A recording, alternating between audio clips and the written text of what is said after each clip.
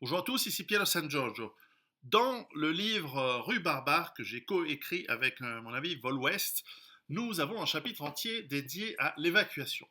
L'évacuation que l'on explique, on explique l'idée, c'est-à-dire qu'il est possible qu'à un moment vous devez quitter votre domicile ou votre lieu de résidence à l'improviste relativement rapidement pour des raisons qui peuvent aller des plus probables, c'est-à-dire l'incendie de votre domicile, jusqu'au plus dramatique. Enfin, c'est toujours de toute façon dramatique de devoir être dans l'obligation de quitter son chez-soi d'urgence, mais ça peut être voilà une alerte, une problématique chimique, un accident, voilà une évacuation ordonnée, voilà.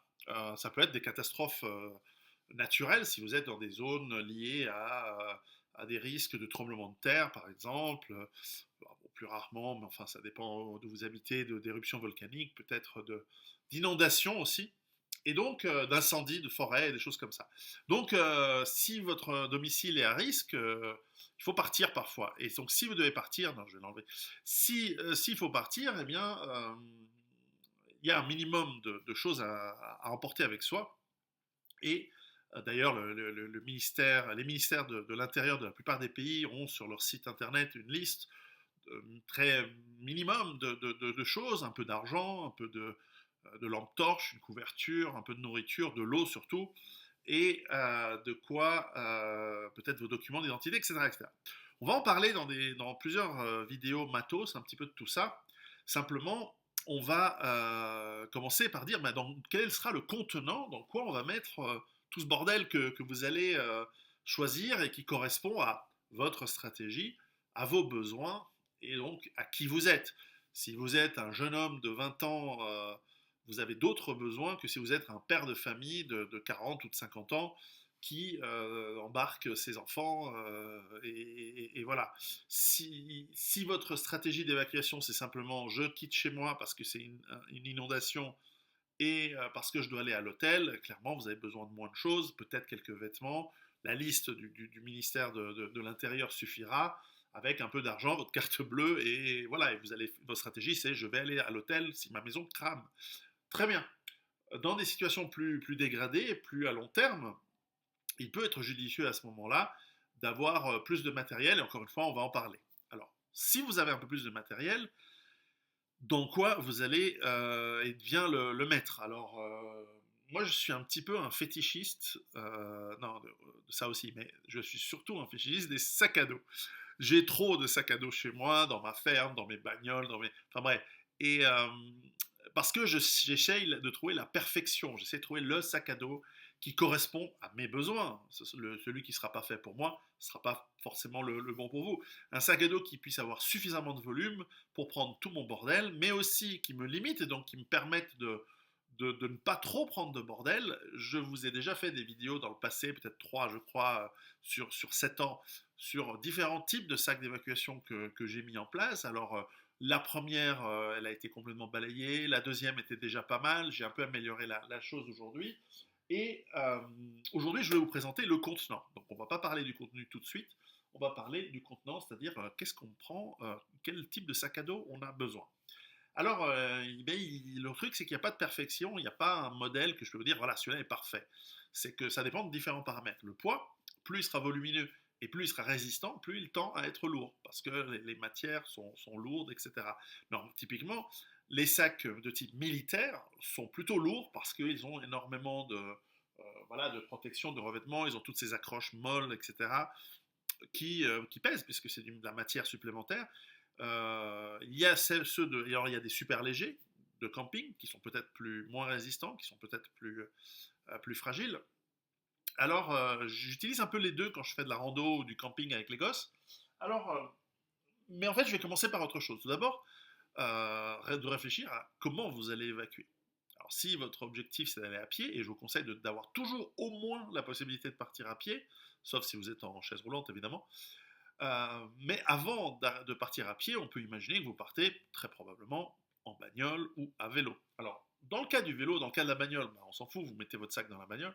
Dans le cas du vélo, ce qui est pas mal, alors moi j'ai un vélo qui peut prendre ce genre de sac, ce sont des sacs typiques des sacoches de côté qu'on met sur le porte-bagages de côté, qui doivent avoir les 20 litres, 25 litres chacune, et que l'on, avec une place évidemment pour mettre par exemple une gourde, et que l'on met l'un à gauche par exemple, et donc l'autre à droite, ou seulement l'un des deux.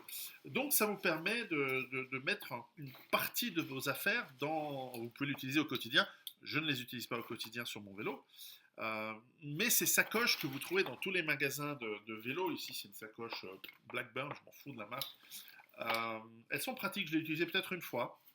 Elles sont bien, elles sont faciles d'accès, il y a pas mal de plages, je pense qu'elles font 20-25 litres chacune, et ça vous permet de mettre pas mal de bordel sur et autour votre vélo, sans que ça vous pèse sur les épaules. Ensuite, allons au sac en soi. Alors, j'ai testé les sacs minimalistes. Alors,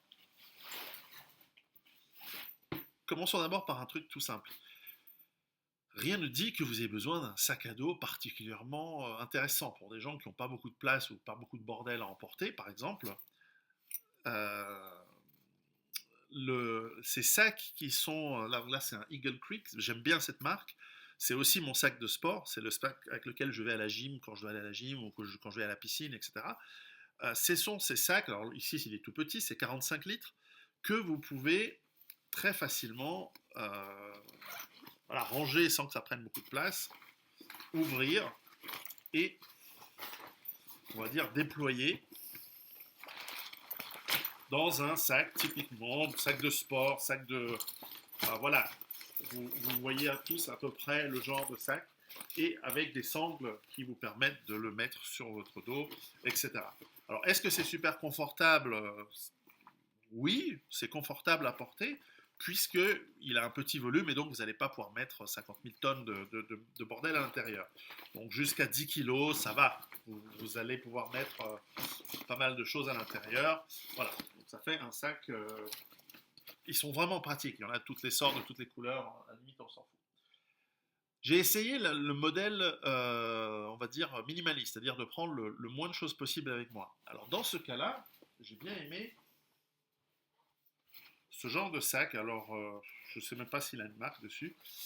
Ce sont des sacs typiques, militaires, peut-être 20 litres. Ouais, je dirais 20 litres, avec quelques poches. Voilà. Alors est-ce que ça, c'est un Kifaru? Oui. Ça, c'est en fait, c'est un Kifaru. Il vient avec un autre sac que je vous montrerai tout à l'heure.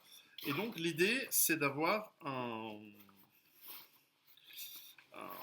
j'aime bien avoir un camel, enfin, comment on appelle ça, une sorte de, ils appellent ça bladder en anglais, mais enfin, c'est une sorte de pochette à eau qui est fort pratique pour ranger, pour mettre du liquide, de l'eau pour que vous puissiez boire pendant que vous bougez. Alors voilà, typiquement ce genre de sac. Alors moi, ce que j'aimais bien dans celui-ci, dans ce Kifaru, c'est que il a pas mal de... Donc c'est un sac qui peut se porter avec les sangles qui viennent avec, qu'on accroche en dessous, qui peut se porter comme un sac à dos tout simple, ou, et c'était dans ce sens-là que je l'avais utilisé au début, ou avec des petits... c'est pas tout à fait des carabiniers, comment on appelle ça? Oui, c'est des carabiniers, on va dire ça comme ça. Avec ces systèmes-là, je l'accroche à un gros sac. Donc, je peux avoir un gros sac d'évacuation où je mets plein de bordel parce que j'ai 4 gosses, donc il y a besoin de beaucoup de bouffe. Ils étaient encore jusqu'à pas longtemps assez petits, donc il fallait porter beaucoup de trucs pour eux. Et donc, j'aimais bien avoir un sac que je mettais par-dessus, qui était soit un des sacs que je pouvais utiliser, soit pour un des gosses, qu'il allait porter lui-même, soit que je pouvais accrocher grâce à ces carabines, à ces carabiniers, je sais pas comment on dit, sur le gros sac à dos, et qui peut aussi m'utiliser si on doit se poser et faire un petit campement, qui peut être aussi un sac que je peux prendre beaucoup plus léger avec moins de choses dedans pour faire, je sais pas, de la patrouille ou aller chercher de l'aide ou peu importe. Donc j'aimais bien cette combinaison et ce sac est pas mal. Alors, ce qui est toujours important pour moi, alors quels sont mes critères? Alors le poids, ça va, il est raisonnable. Il y a des poches intérieures pour mettre je sais pas, par exemple les sous, la carte bleue. Voilà, on reste prosaïque, hein, on n'est pas à la guerre. Mais enfin, ça c'est important. Il y a des petites accroches. Alors Kifaru, c'est une marque, c'est un peu Rolls-Royce hein, dans les sacs. On me l'a offert, hein, celui-là. C'est un peu cher. Je ne sais pas si je l'achèterais, et c'est quand même un peu cher. Mais c'est bien foutu. Et puis, il y a voilà, toutes sortes d'accroches extérieures avec des sangles qui sont inclus dans le sac et qui vous permettent d'accrocher, par exemple, sur le côté, le sac de couchage. On verra quand je vous présenterai les sacs de couchage, par exemple, ou la tente pour le bivouac. Est-ce qu'il y en a une là? Alors, elle est là, je vous la montrerai dans une prochaine vidéo. Et donc, vous pouvez, grâce à ces tentes, enfin, vous pouvez, grâce à ces tendeurs, ou en ajoutant des tendeurs, pardon, et grâce à ces sangles, j'y arriverai, mettre votre tente, votre duvet, et par-dessus, vous pouvez mettre, par exemple, la couverture en laine, et à l'intérieur, eh bien, votre nourriture, de quoi faire la popote, de quoi faire chauffer de l'eau, etc.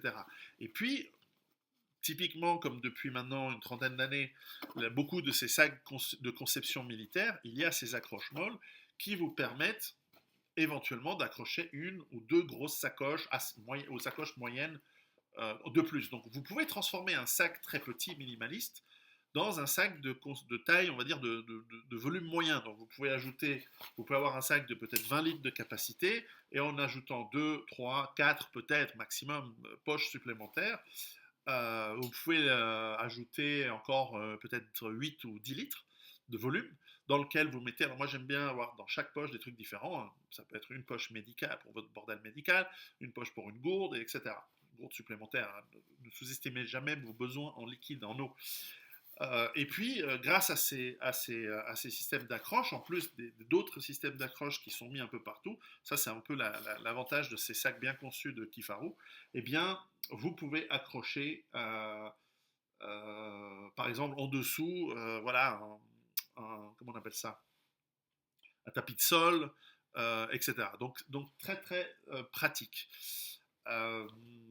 Voilà, donc ça c'en est un qui est bien, que je trouve vraiment pas mal, bien conçu. Alors, quand on passe à la version un petit peu plus, voilà, un petit peu plus grande, j'ai un sac que j'aime beaucoup, qui est aussi, voilà, celui-là, c'est peut-être celui que je préfère pour la ville, pour aller à ma ferme. Alors, alors ça c'est un sac Eberlestock, alors est-ce qu'on le voit? On s'en fout un peu. Il y a encore un duvet accroché en dessous, on parlera de ça plus tard. Donc voilà, on l'accroche avec des sangles, donc il tient très très bien. Sur le côté, euh, par les accroches, je ne sais pas si on voit bien, j'ai accroché deux de ces pochettes à peu près 2 litres de capacité. C'est un sac qui me permet de mettre une gourde sur le côté. Dans l'autre, je l'ai enlevé parce que je les ai vidés pour vous montrer ensuite le matériel qu'on va mettre dedans. Qui a ces sangles qui vous permettent de mettre, par exemple, votre couverture, une grosse veste que vous portez pas forcément, que vous voulez mettre derrière, etc. Ici, j'ai mis donc une autre pochette dans laquelle il y a toujours évidemment un de ces réservoirs à eau qui vous permettent de boire. J'ai rajouté un petit kit médical dont je vais vous présenter dans une autre vidéo les contenus. Et puis, voilà, celui-ci, voilà, il a l'avantage d'avoir voilà, un système de port assez confortable. Ça, c'est un peu une des qualités des sacs Eberlestock, c'est qu'ils sont très très confortables au port. Alors ça, celui-là est petit, hein. C'est pas un gros sac, il est léger. J'ai rajouté quelques pochettes accessoires par-dessus, mais ça, c'est à vous de voir en fonction de ce que vous avez besoin.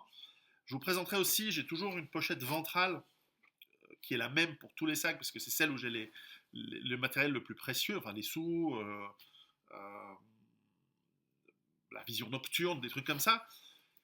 Par-dessus, j'ai rajouté une pochette qui peut s'enlever, qui peut faire aussi banane. Et donc, ce qui fait le job de, voilà, tu poses ton sac, tu montes ta tente, et tu veux te balader, mais tu as des petits trucs à prendre, tu veux pas enfin, voilà, t'as pas envie de prendre tout le sac à dos, tu prends ta banane, tu la mets et ça fonctionne. Quant à l'intérieur, oui, j'ai toujours des tendeurs. Les tendeurs, alors vous pouvez prendre des trucs à vélo, hein, c'est tout simple.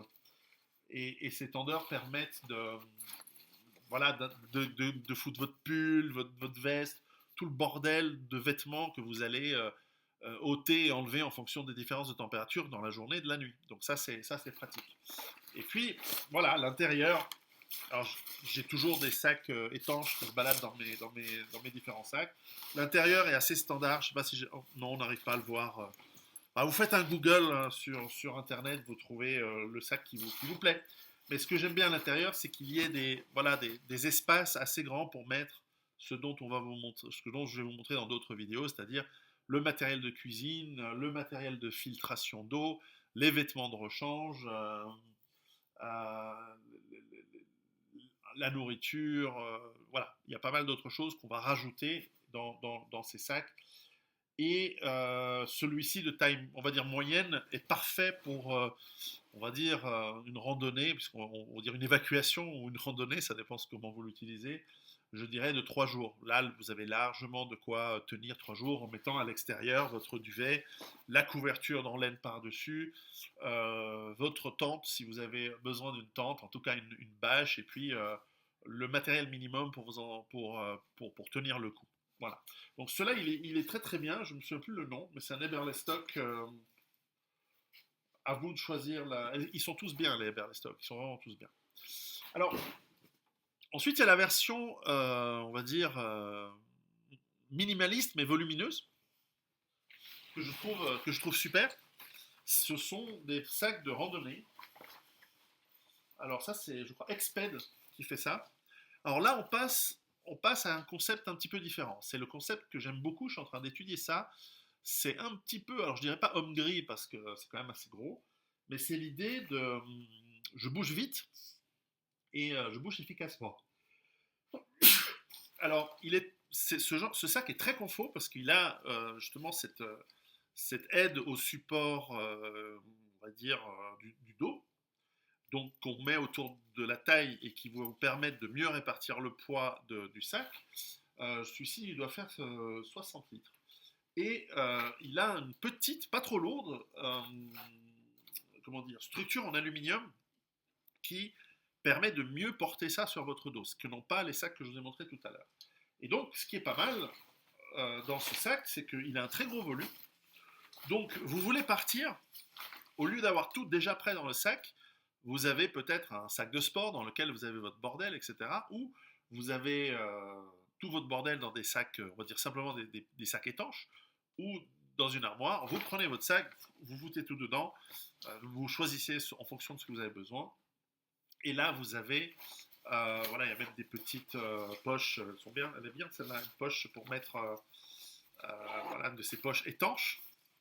Et vous avez un sac qui a des sortes de petites sangles. Alors c'est ultra léger. Alors ça c'est un sac qui doit faire un demi-kilo pour 60 litres de il est assez cher. Mais il est vachement bien. Et foutez tout dedans. Alors c'est vrai que si vous rajoutez ensuite la tente, alors moi j'ai une tente pour 2 personnes et on est censé en avoir 2 pour 6, donc bon, on peut serrer en cas de gros problème. Mais c'est lourd. Les duvets, les sacs de couchage, enfin les couvertures en laine, etc. La structure risque d'être un petit peu sollicitée, on va dire, sur celui-ci. Mais il est pas mal, mais il est vraiment bien.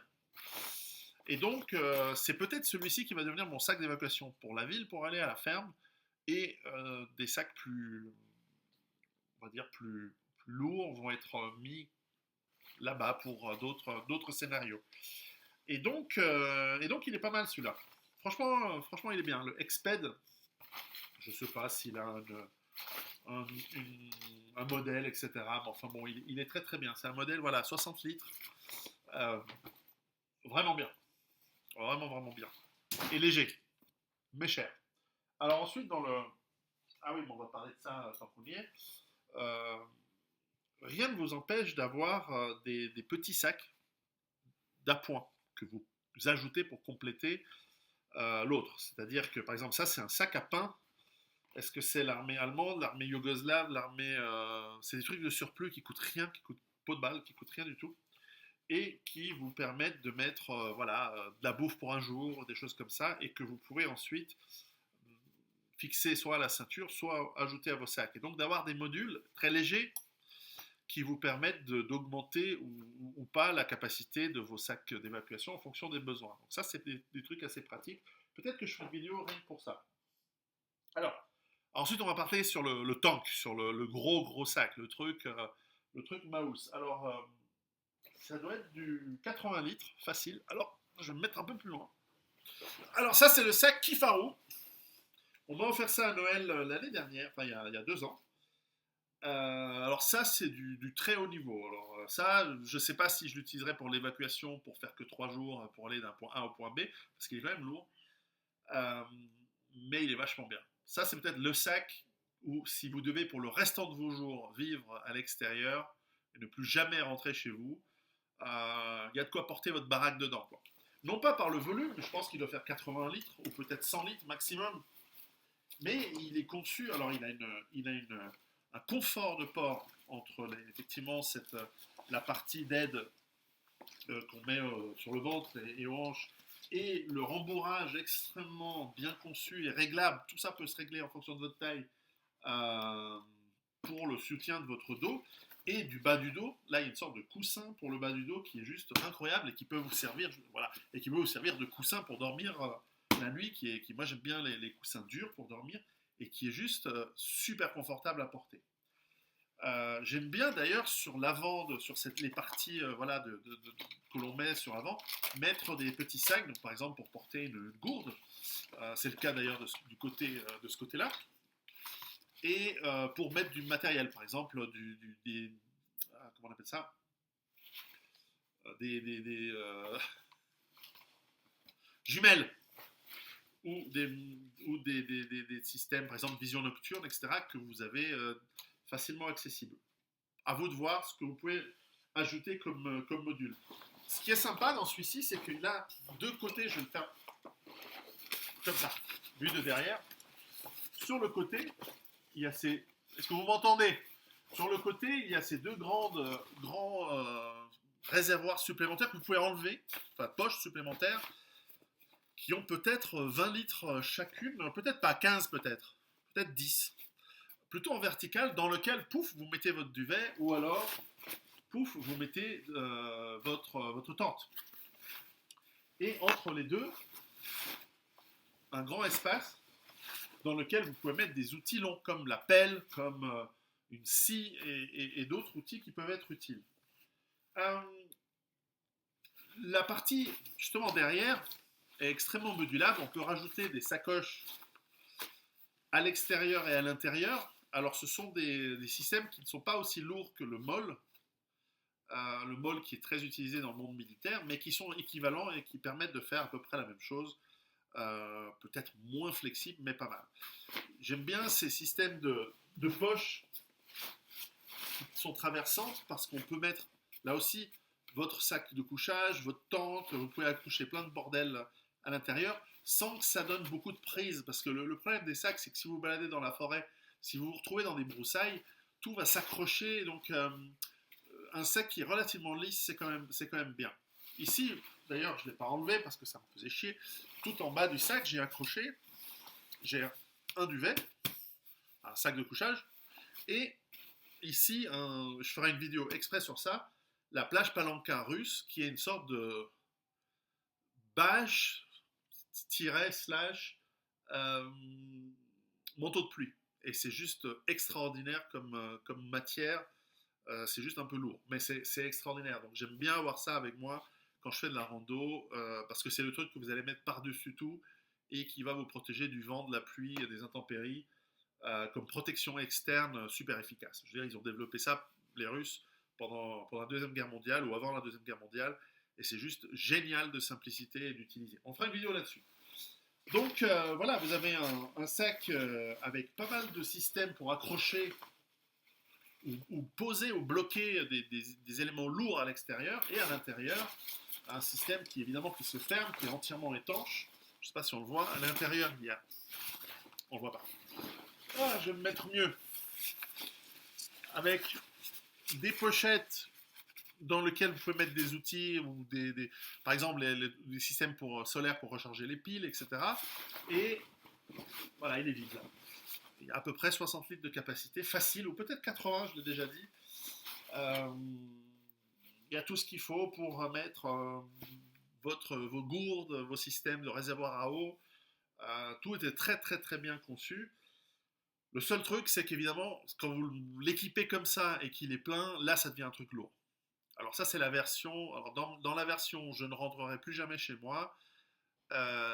L'idée, c'est que bah, là, vous devez prendre pas mal de kilos sur vous. Alors, j'ai déjà fait des randos à 30 kilos de poids sur le dos. C'est lourd, c'est lourd. Mais celui-ci le porte bien. Il a une tenue qui vous permet de les porter. Alors, il faut être un grand gabarit. Quoique, je lisais qu'en fait, les petits gabarits peuvent porter en proportion beaucoup plus de poids que les gros gabarits. Donc, voilà, à vous de vous adapter. Euh, j'ai souvent fait des randos à 20 kilos. C'est lourd, mais ça va. Et en dessous de 15 kilos, c'est facile. On les sent pas quoi. Quand on est habitué, on a de la musculature sur le dos, on fait du gainage entre les lombaires et les abdos, et c'est bon quoi. Voilà, et donc ça c'est la roll, ça c'est vachement bien. Mais c'est lourd. C'est vite lourd parce qu'on a envie de rajouter plein de bordel, et on va parler dans d'autres vidéos sur le bordel. Donc, pour ceux qui ne connaîtraient pas notre travail, ils se disent mais de quoi ils parlent, l'évacuation, c'est ça, c'est quoi, c'est de la rando, c'est pas de la rando? Pas tout à fait, pas tout à fait, c'est pas vraiment de la rando. Je vous conseille de lire Rue Barba, que j'ai coécrit avec mon ami Vol West, et dans lequel nous expliquons quelle est l'idée d'abord, quel est le concept, c'est quoi cette idée d'évacuation, et surtout, qu'est-ce qu'on met dedans. Donc on a listé le minimum indispensable, qui nous semble indispensable, pour tenir le coup dans une situation où la normalité disparaît, dans une situation dégradée, et où il va falloir tenir le coup pendant un jour, 2 jours, 3 jours, 4 jours, ou indéfiniment. Et plus c'est long, plus c'est, dans l'occurrence pour une fois, c'est pas meilleur, plus c'est long, plus ça va être difficile. Mais enfin, réfléchir à cela, avoir, encore une fois, d'abord le mental, comprendre ce qu'on est en train de faire, la stratégie, et ensuite les aptitudes, et seulement enfin le matériel. Tout est complémentaire. Évidemment, le plus important, c'est le mental. Le matériel sans le mental, ça sert à rien. Donc, ça, c'était pour les sacs à dos. Je répète, les choix sont infinis. À vous de voir ce qui correspond à vos besoins, au matériel que vous allez mettre dedans, dont on va faire quelques vidéos sur différents types de modules, et seulement après sur la marque qui, au fond, doit, à mon avis, être basé sur un rapport qualité-prix qui soit bon, qui soit raisonnablement bon, et vaut mieux dépenser cher et avoir de la très bonne qualité que de la mauvaise qualité. En revanche, payer cher pour de la mauvaise qualité, ça non. Toutefois, les sacs à dos ou les sacs en général aujourd'hui sont vraiment de bonne qualité. Alors ensuite, il y a des marques où vous ne pouvez pas vous tromper, Exped, Kifaru, Eberlestock. Franchement, j'y vais les yeux aujourd'hui, les yeux fermés, leur qualité elle est excellente. D'autres marques, 5.11, 5.11, etc., il y a d'autres, ont une réputation d'être bien. Je ne les ai pas testées toutes, hein, parce que et puis il y a plein d'autres marques très spécialisées dans le camping que je ne connais pas. Et puis il y a les marques de grande surface. Alors parfois on me dit ah oui mais je peux trouver la même chose pour beaucoup moins cher. Oui, chez Decathlon ils ont des très bons trucs. Ils ont aussi des trucs faits en Chine qui se cassent au bout de 3-4 utilisations. À vous de voir. Attention, je ne dis pas que Decathlon vend de la mauvaise qualité. Non, non, ils vendent de la très bonne qualité, mais ils ont aussi vendu de la mauvaise qualité. Ils vendent aussi de la mauvaise qualité à très bas prix. Et donc, c'est à vous de voir le nombre de fois. L'autre jour, j'ai prêté une tente à une amie. Ça a duré un jour. Alors, c'était une tente pas chère parce que je me suis dit, bah voilà, ça te suffira pour essayer. Et puis, de toute façon, voilà, c'était une de mes nombreux. C'était un bon matériel un peu. Voilà, à prêter ou à donner. J'ai tout un pan de ma maison rempli de trucs que je dois donner ou que j'ai envie que je partage volontiers, mais en l'occurrence, ça a tenu un jour, ça s'est pété, bref, je sais pas. Mais en tout cas, parfois, quand on n'achète pas cher, après on doit acheter 2 fois. Donc réfléchissez à la qualité en premier, réfléchissez au volume dont vous avez besoin, au poids que vous êtes capable de porter. Si vous n'êtes pas capable, moi ça m'est arrivé au tout début, j'ai fait un sac, ça devait faire 35 kilos, j'ai essayé de le porter, je fais 2 fois le tour du pâté de maison, je suis rentré en tirant la langue, c'était il y a peut-être 10 ans, et donc je me suis dit, bon, objectif numéro un, on reprend à faire du sport sérieusement en portant un sac, donc de la marche tous les jours en portant un sac à dos. J'ai fait ça quelques années, puis on prend le pied, on prend le rythme, et puis ensuite on va changer, on va limiter ce qu'on prend sur soi. voilà. Alors, ensuite, il y a le choix. Il y en a qui sont hyper minimalistes. Je connais des gens qui font de la rando avec juste une couverture en laine. Ils sont pantalon, t-shirt, à peine, un pull, et s'il fait froid, bah, ils ont une grosse couverture en laine. Ok, c'est des mecs, c'est des sportifs de haut niveau en réalité. Moi, je ne peux pas conseiller ça. Moi, je vous dis, il faut avoir quand même différentes couches, un matériel de qualité, un matériel qui couvre vos besoins, qui couvre les besoins peut-être de ceux qui sont avec vous ou qui sont moins bien préparés. Et donc, vaut mieux avoir trop que pas assez. Mais si on a trop lourd, après, ça va vous fatiguer. C'est un peu la problématique de l'eau dans les pays chauds. Si on porte beaucoup d'eau sur soi, ça pèse et on va avoir soif et donc on a besoin de beaucoup d'eau. Si on n'en porte pas assez, on risque de se déshydrater et de plus avoir la force physique et le corps ne pourra plus faire les efforts nécessaires. Donc, trouver le bon équilibre, c'est jamais simple, c'est jamais simple. Donc, vous avez un choix infini de sacs à dos, mais pas seulement. Vous pouvez mettre ça dans une valise à roulettes pour l'évacuation. Vous partez avec la valise à roulettes et un sac à dos, ou l'une ou l'autre. C'est à vous de voir. Le... Ça dépend de ce que vous allez faire, mais en tout cas, réfléchissez, et je vous encourage à lire Rue Barbare, réfléchissez à la nécessité, à ce dont quoi vous avez besoin si vous devez quitter votre domicile à l'improviste ou à tout instant, et ce sont des choses qui arrivent, tout d'abord à cause des incendies. Nous allons, désormais, les vidéos suivantes, je vais faire une série de vidéos sur qu'est-ce qu'on met dans le kit d'évacuation, dans ces sacs d'évacuation. Il va y avoir une partie nourriture, une partie feu, chauffage, une partie énergie, batterie, lumière, rechargement de piles, etc. Nous allons avoir une partie flotte, purification, une partie cuisson, cuisine, outils, une partie... qu'est-ce qu'il y a encore? Pas mal d'autres choses. Médical, le kit médical, le matériel minimum qu'on peut avoir pour la partie hygiène aussi, pour présenter humainement lorsque vous allez arriver à un autre endroit, et ainsi de suite. Donc, restez connectés et préparez-vous. À bientôt.